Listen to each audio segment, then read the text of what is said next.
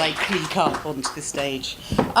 Okay, well, I was going to do something where I killed somebody, and then I actually realised I wasn't in the mood. So this is called A Single Perfect Peony. Every day he sees her, but she never sees him. The closer he goes to Holland Park, the more invisible he becomes. As the houses get whiter and wider, the faces of the people on the pavements get cooler and blanker. He's noticed this before about the places where the rich people live, that they scurry from their glossy black front doors to their glossy black SUVs without a sideways glance, as though meeting an eye would be an invitation to rob. Ewan rarely strays more than 100 yards south of Ladbroke Grove Tube these days. When the weather is bad, he mostly stays under its protective awning, at least until they move him on, or in the sheltering shadow of the Westway. But when the sun comes out, he likes to stray. Up to the benches on Portobello Green, though the alcohol ban makes this patch of green a little less attractive these days. Over to the market stalls of Portobello, where the people are generous and careless. And on most clement mornings, he'll relax for a tin's length or two, leaning against the wall of the North Kensington Library and watch the florists. And every day she will stalk past him in her black stilettos and never allow her eyes to drop and take him in. He loves the florist. Enjoys its powder blue paint and its pink awning and the decayed pink neon that illegibly spells its name.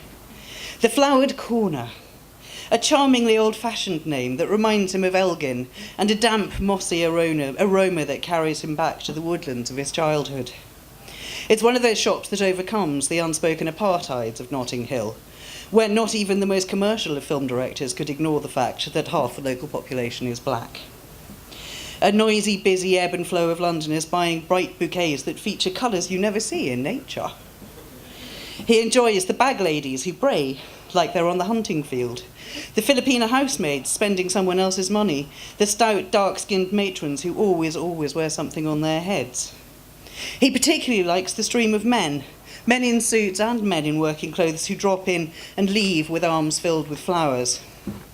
He's been sitting here for long enough that he recognises many of them, and the fact that they are regular customers fills him with hope for the world. And people who've just bought flowers, he's noticed, are often open-hearted and open-handed as they walk away. It's a good corner on which to start the day. And then there is her. He has no idea what her name is. Ewan knows few of his neighbours by name. He prefers the anonymous mate and love as tags on his cheery requests for change. But he sees her so often that he's given her a name in his head. Fiona. Her mane of super straight fox red hair and the supercilious tilt of her jaw remind him of Fiona Dunbar, the queen of the Forest Academy and source of many a fevered teenage dream. This woman reminds him of her, and so in his mind she carries her name. She fascinates him. He's heard her speak once or twice, and her voice sounds as though she's picked it up from the films of Noel Coward. It's all and no. The consonants enunciated as though she wants to show that she knows how the word is spelled. He's never seen her anything less than immaculately turned out. No tracksuits for Fiona, no leggings or grubby trainers. Every day she stalks past him, arm through the swan-like handle of her self-conscious wicker basket, in attire that is always perfectly suited to the day, as though she's cracked the curtains and picked her ensemble using a computer. In sunshine she wears frocks, not dresses, frocks. Rain brings out her knee-length tan mackintosh, tightly belted, and a tartan umbrella. In the cold of winter, she affects an ankle-length fur. If it's not real, it's the best fake he's ever seen. And always with the stilettos. Summer, winter, in between, he's never seen less than a 3-inch heel below those elegant ankles.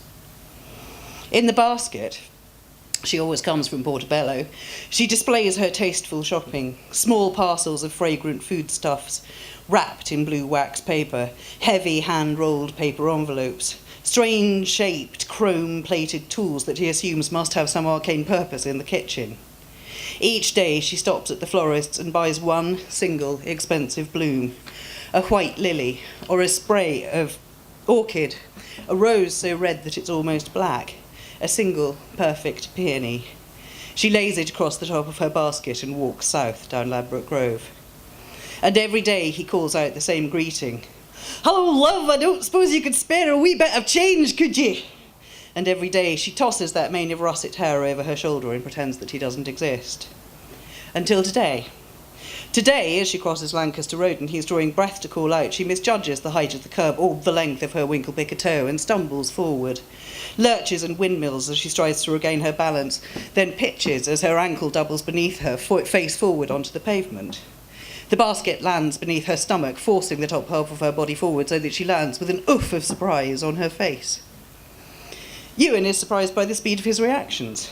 He's been a slow-moving type for a couple of decades, but he's on his feet and beside her in a matter of seconds, bending beerily down and asking loudly after her welfare. Fiona lets out a little "oh" of surprise, then sits slowly up, his hand on her upper arm to guide her. "You all right, hen?" he asks again, and she looks at him for a moment as though he's spoken in Albanian. Then, yes, she says, "I don't know what happened. You went arse over tap, but that's what happened. It'll be those shoes." She looks down at her feet, sees that her ankle is already swelling and changing colour. Her lower lip is cut, a thin trail of blood coursing down her thin. "Oh, bloody hell," she says, and he hears for a moment the accents of a youth spent far from gold-paved streets, before she corrects herself and becomes a duchess once more. "Oh," she says, "I don't believe it." "Come on," he says, "let's get you up." She smells of floral soap overladen with Chanel No. 19. The sweep of hair wafts out a wave of cleanness that mingles deliciously with the damp green scent of the flower shop. As he helps her up and she puts her weight on the injured foot, she lets out a sigh of pain, and he knows that he can't leave it at this. "Where do you live, hen?" he says. "I'll get you home." Fiona looks surprised. Then, as he stretches out a hand to pick her basket off the ground, suspicious. "Oh, look, love," he says, "if I was going to rob you, don't you think I'd have done it already?" She has the grace to look abashed, and taking her shoes in her hand, she leans on his arm. "Where do you live?" he asks. "Elgin Crescent." "Oh, I am from Elgin myself." She raises her eyebrows in surprise, then remembers that her little kingdom is named after a city, and nods knowingly. "But you live here now?" "Aye," he says, "up Kensal Rise way." "Kensal Rise?" she says, as though he said he lives on Mars. "It's not so bad. Less rain than Elgin anyway," he says, and they hobble in silence down Ladbroke Grove. 100 yards up Elgin Crescent, his arm aching from supporting her surprising weight. They pause at the bottom of the steps leading up to a white stucco house, indistinguishable from all the other white stucco houses, but for a front door that has been painted in garish scarlet gloss paint, the same colour as the lipstick that still clings to her swollen mouth.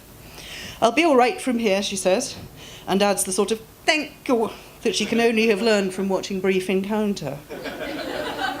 "That's okay, love," he says, and hands her the basket. She starts to hobble up the steps. "You'll maybe be wanting to think about wearing shoes you can actually walk in," he calls. She turns and smiles down at him. "My husband likes them," she says. Then, "You don't really think you get a house like this without a few sacrifices, do you?"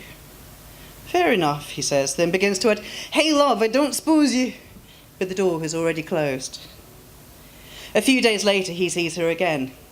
She still wears the stilettos, but a snow-white bandage supports her twisted ankle, and her lower lip has been stitched. Ewan cracks his tin of tannins and calls out a greeting, relieved to see her out and about. "Hello, love," he cries, "how are you doing?"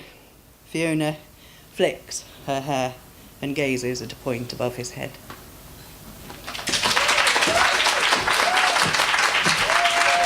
Marwood.